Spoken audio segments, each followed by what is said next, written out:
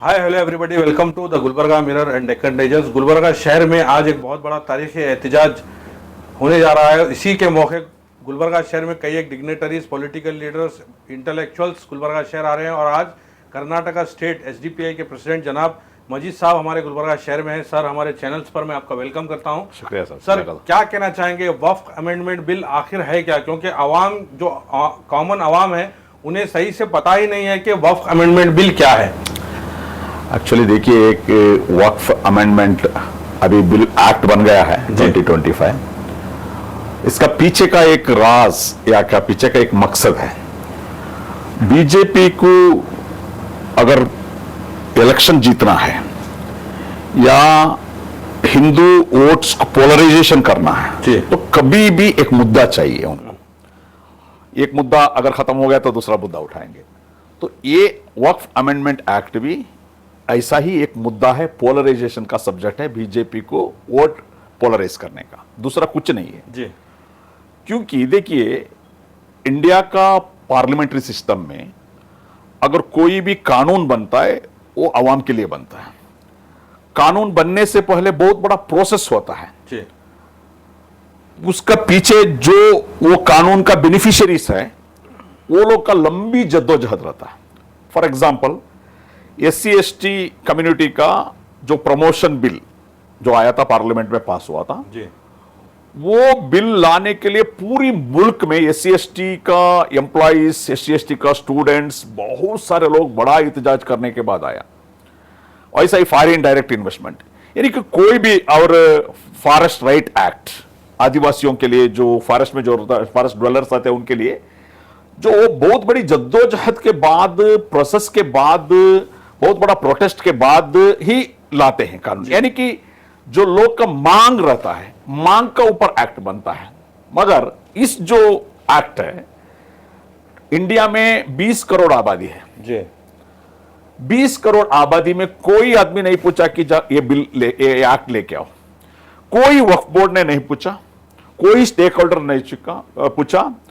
India का जो parliament में जो मेंबर ऑफ पार्लियामेंट है, राज्यसभा या लोकसभा में, कोई आदमी नहीं पूछा। नो MLA पूछा, नो इतने बड़े तंजीमें, मुस्लिम पर्सनल लॉ बोर्ड, अलग अलग तंजीमें, उलमा तंजीमें, इतने भी जो तंजीमें, सिंगल तंजीम ये नहीं पूछा कि ये वक्फ अमेंडमेंट 1995 का जो एक्ट है इसको अमेंड करो बोलकर कोई भी स्टेक होल्डर्स, कोई भी मुस्लिम कम्युनिटी का रिप्रेजेंटेटिव्स, जो 20 करोड़ कम्युनिटी को रिप्रेजेंट करने वाले, कोई आदमी नहीं पूछा।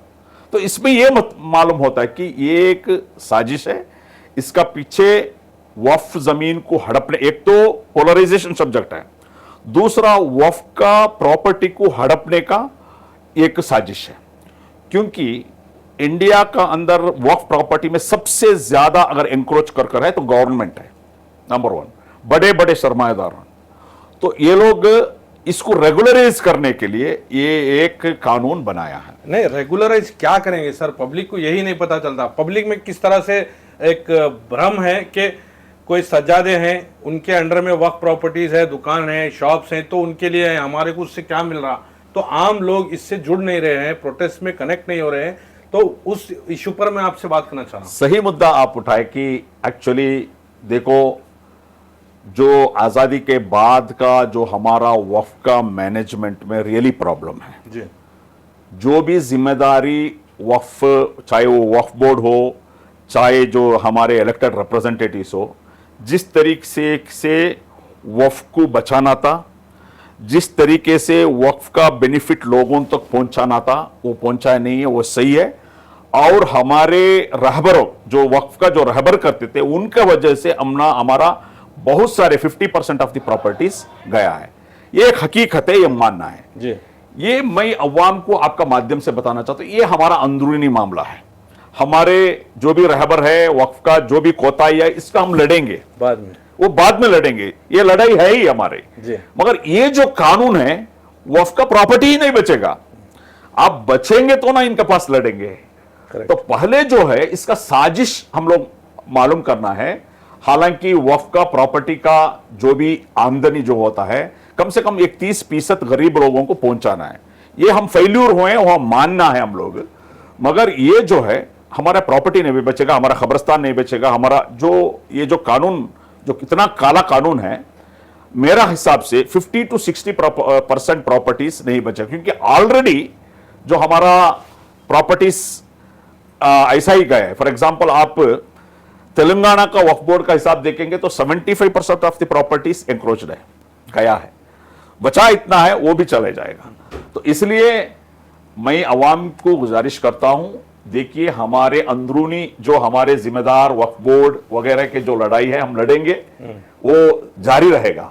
और उससे पहले ये जो फिस्ताही ताकत जो इसका पीछे कब्जा करने के लिए बैठे हैं, इनसे ये प्रॉपर्टी को बचाएंगे, उसके बाद हमारी लड़ाई हम लड़ेंगे। सर, जिस वक्त से मोदी सरकार ये बिल लाने की बात कर रही थी, उस वक्त देखा गया कि माहौल एकदम ठंडा था, कोई इस पर बात नहीं हो रही थी। आज जबकि राज्यसभा में और पार्लियामेंट में इस बिल को पास किया गया, उसके बाद एहतजाज स्टार्ट हो रहे हैं, और एहतजाज भी इस तरीके के हो रहे हैं कि एक एहतजाज के लिए 15-15 दिन एक मीटिंग की जा रही है, उसके बाद एक जलसा किया जा रहा है, और शोल्डर पर या अपने हाथ पर काली पट्टी बांधना, बत्ती गुल करना। आपको क्या लगता है, क्या ये सब करने से ये लोग बिल को वापस लेंगे? क्योंकि एक बहुत बड़ी मिसाल हमारे सामने किसान बिल, जो कि 900 या 800 चिल्लर किसान शहीद होने के बाद मोदी सरकार ने उस बिल को वापस लिया था, और आज इस तरीके के प्रोटेस्ट होने के बाद आपको क्या लगता है कि ये बिल वापस होगा?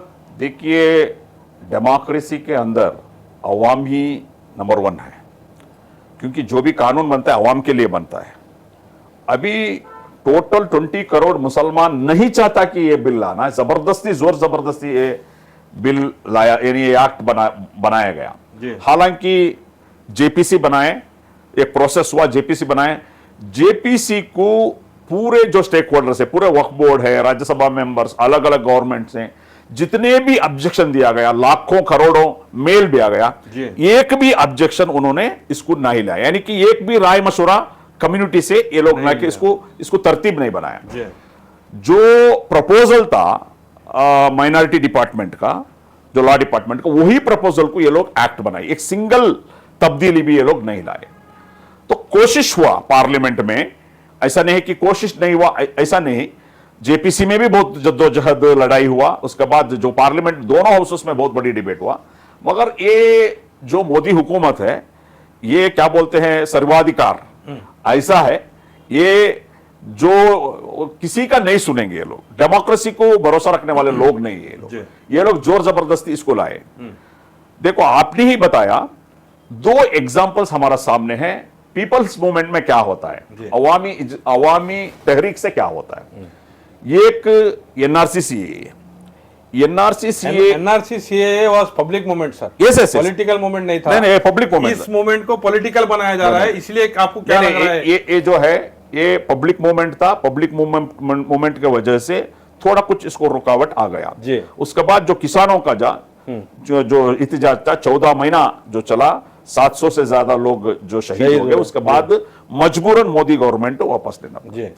यही ऐसा होगा अगर कम्युनिटी और सेक्युलर फोर्सेस एक होंगे और सेक्युलर फोर्सेस इसको लीड करेंगे, तो ये बिल भी वापस रिपील कर सकते हैं, ये बिल भी वापस ले सकते हैं।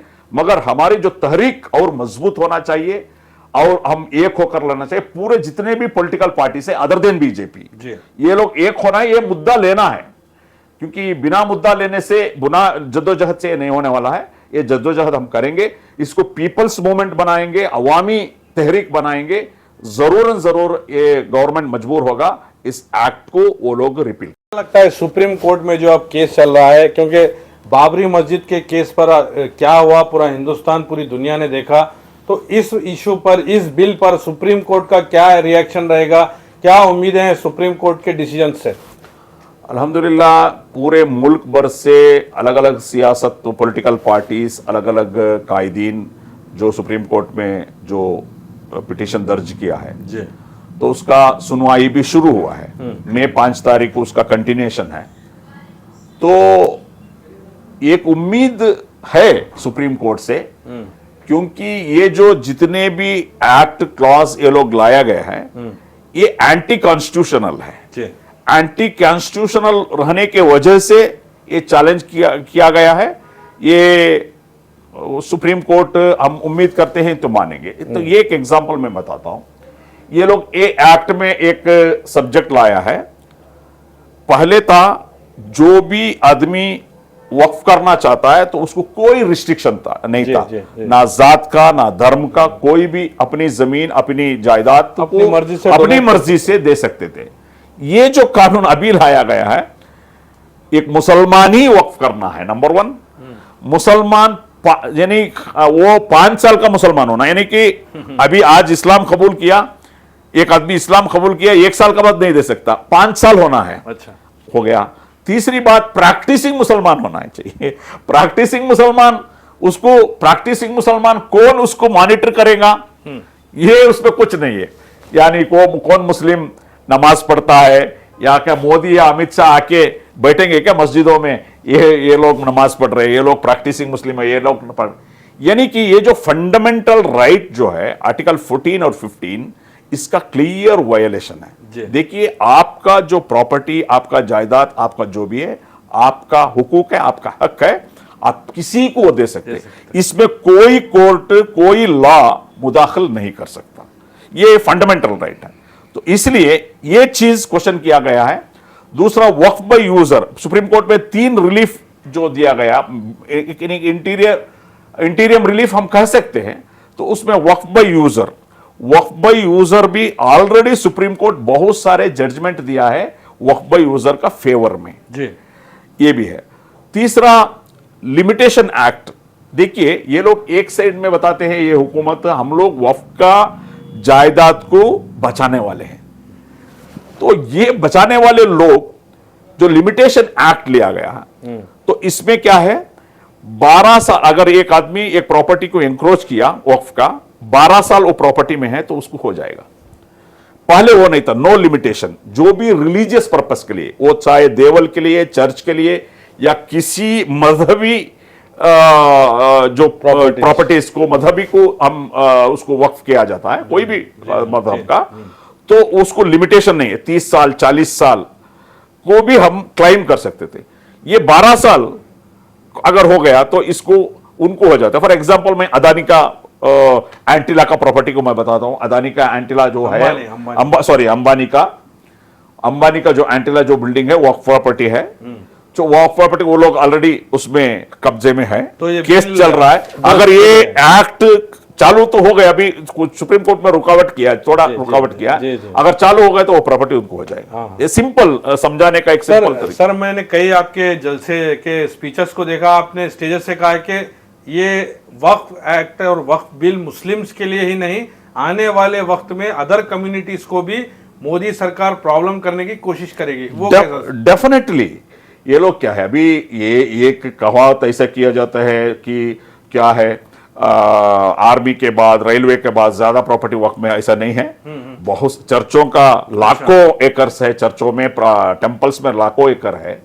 तो ये सब साजिश है। ये क्या है, ये लोग, इनका फ्रेंड्स जो होते हैं, अदानी, अंबानी, सरमायादारों, इनको इस प्रॉपर्टी को देने का या इनको इजी करने का एक वे है। कोई भी प्रॉपर्टी अगर इसमें ये कानून लागू हो गया, उसके बाद ये लोग हिंदू कम्युनिटी को भी आएंगे, क्रिश्चियन कम्युनिटी को भी आएंगे। सबसे ज्यादा properties, prime properties Christian community का है, तो ये लोग जरूर आएंगे।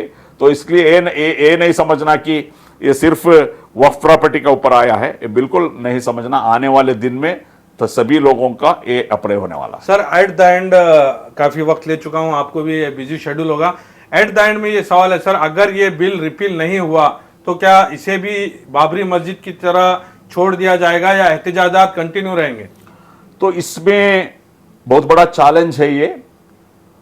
मैं आपके माध्यम से जितने भी ऑर्गेनाइजेशंस है, अल्हम्दुलिल्लाह all India Muslim personal law board ये मुद्दा बहुत अहम समझ कर लिया है। उसका साथ साथ जितने भी पॉलिटिकल पार्टीज है, जो सेक्युलर कहा जाता है, ये लोग भी ये मुद्दे को सीरियस लेना है। क्योंकि देखिए, जो मोदी, जो बीजेपी हुकूमत इस इंडिया में ओनली 31% लेकर हुकूमत में आया है जी।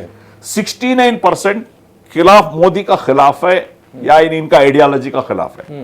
मगर पॉलिटिकल पार्टी का ईगो, नाकामयाबी, इस वजह से हमारे जो वोट्स बटने की वजह से, ईगो की वजह से, ना अंडरस्टैंडिंग नहीं रहने की वजह से, मुत्तफिक नहीं रहने की वजह से ये होने कर है।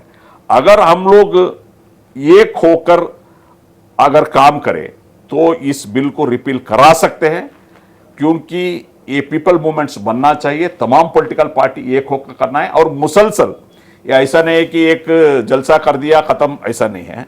ये 5-6 महीना चलने वाला है, कोर्ट में भी अगर बहुत लंबा चलने वाला है, तब तक ये रिपील नहीं होता, तब तक हमारा एहतिजाज, हमारे जो अवेयरनेस जो भी है वो हम लोग करना चाहिए। बिलखुसूस यूथ्स ऑफ इंडिया, बिलखुसूस गुलबर्गा के नौजवानों से और जनरल पब्लिक से आप क्या अपील करना चाहेंगे सर इन एहतजाजात को लेकर? देखिए, स्पेशली आप अच्छा मुद्दा उठाया हमारे यूथ्स के बारे में। ये हमारे आजकल के यूथ्स, मैं माफ़ी चाहता हूं, जो सोसाइटी का और कौम का जो भी बर्निंग इश्यूज है, इसके ऊपर उनका नजर ही नहीं है। वो कोई दूसरा एक दुनिया में है, दूसरे दुनिया में है, वो मोबाइल हो, आईपीएल हो, ये हो। देखिए, एक हमारी सोसाइटी को दबाने का, कुचलने का एक बहुत बड़ा साजिश है। हमारे यूथ्स इसको अंडरस्टैंड करना चाहिए, यूथ्स इस मूवमेंट में लागू होना, यानी कि इन्वॉल्व होना चाहिए। जो 16 to 24 का जो यूथ्स है, बहुत बड़ी ताकत है इनमें, नॉलेज है, सोशल मीडिया बेहतर ये कर सकते हैं, अच्छे इन्फ्लुएंस कर सकते हैं। मैं सिर्फ गुलबर्गा के ही नहीं, जितने भी यूथ्स आपका ये हमारे जो चैनल देख रहे हैं गुलबर्गा मिरर, तो अल्हम्दुलिल्लाह मैं आपको अदबन गुजारिश करता हूं हमारे यूथ्स को, ये मुद्दा अहम मुद्दा है। ये मुद्दा सिर्फ आप एक नजरिया, ये वक्फ प्रॉपर्टी का नजरिया में देखना नहीं, एक हुकूमत हम ना गुलाम बनाना चाहता है, दूसरे दर्जे का हमारे सिटीजन बनाना चाहते हैं। ये गुलामी हम लोग को बिल्कुल पसंद नहीं है, तो इसका खिलाफ आवाज उठाना, इसका खिलाफ हम काम करना बहुत ही जरूरी है। गुलबर्गा में एक एहतजाज गुलबर्गा यूथ फेडरेशन के नाम से नौजवानों ने किया था सर, काफ़ी कामयाब भी हुआ, कसीर तादाद में उसमें नौजवान जमा भी हुए थे, एक जलसा भी किया गया था। तो जो नौजवान इस बिल को रिपील कराने की कोशिश कर रहे हैं, उनको आप क्या कहना चाहेंगे? डेफिनेटली, क्योंकि हम लोग हमारे एसटीपी के जानिब से एक मुहिम हम लोग ऑर्गेनाइज किए हैं, प्लान किया है, यूथ डायलॉग, युवा संवाद बोलकर एक प्लान हम लोग किए हैं। वही क्या गया? पूरे इंडिया में हम लोग 16 to 24 का यूथ्स को बिठाएंगे और डायलॉग करेंगे। ये वन में नहीं रहेगा, जो इसका जो भी डेंजरस है, इसका पीछे का साजिश है वक्फ एक्ट का और अदर दूसरे भी पीछे जो आने वाला जो एक्ट्स जो भी है, अलग अलग उनका एजेंडा में है, आरएसएस का एजेंडा में, तो ये तमाम चीजें बताएंगे, उनको हम लोग लाइटनिंग करेंगे, एनलाइट करेंगे और उसके बाद इंशाल्लाह ये मूवमेंट और मजबूत बनेगा। Thank you sir.